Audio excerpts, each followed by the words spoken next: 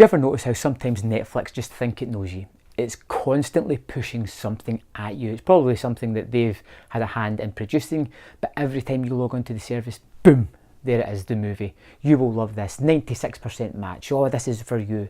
The movie for me was Killer App, and eventually Netflix wore me down and I stuck it on to watch it. It's a movie about a young hacker who creates an antisocial app.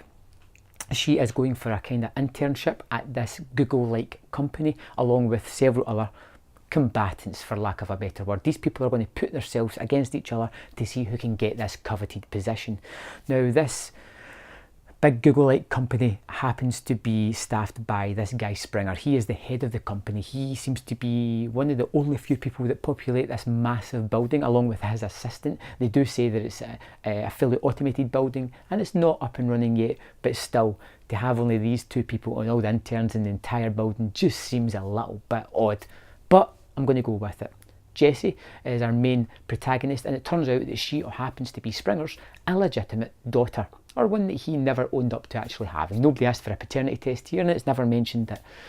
I don't know why, because this guy's loaded and their mother and her aren't, so why wouldn't they have had that simple test to prove who her father is? Anyway, I digress. On to the movie itself. So she creates this antisocial app, an app where you can go on and go, that person there, that's an enemy of mine. I don't like that person. And she sets us up and sets it in motion. And wouldn't you believe it, her enemies start to die in horribly freak accidents. The police instantly assume that she's got something to do with it, as do we. And it becomes a murder mystery with a little bit of melodrama thrown in for good measure.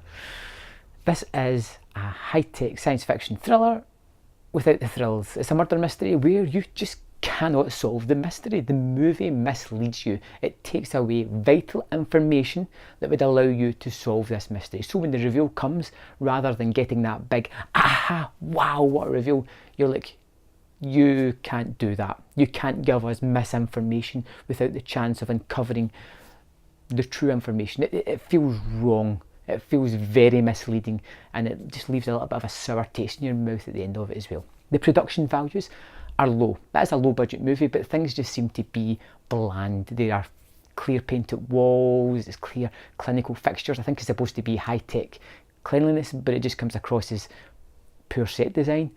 The acting is very ropey and very misjudged in certain scenes. Sometimes it's okay, sometimes it's reaching a level 11, they just turn the dial way up on this thing.